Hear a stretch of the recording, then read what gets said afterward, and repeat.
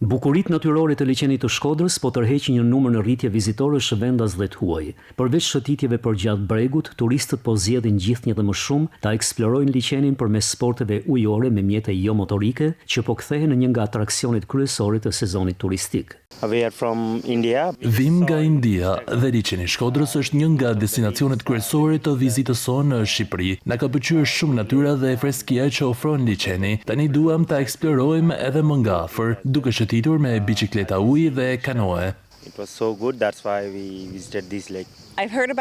Kam dëgjuar edhe më parë për këtë liçen dhe e njoh sidomos nga videot në internet.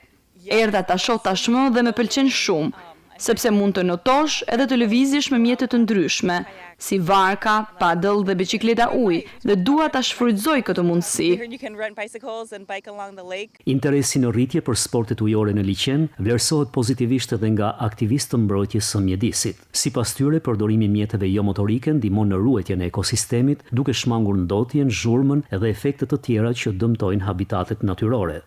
Tu duhet theksoj që mjetet motorike me fuqi të lartë dhe shpejtësi të lartë është ndaluar rrepsisht në një zonë të mbrojtur, pasi sjellin shqetësim për shpendet. Prandaj edhe liçeni i Shkodrës është edhe zonë e mbrojtur. Dhe pikërisht përdorimi i kanoave, stand-up paddle, biçikletave të ujit janë konsideruar mjete ekologjike.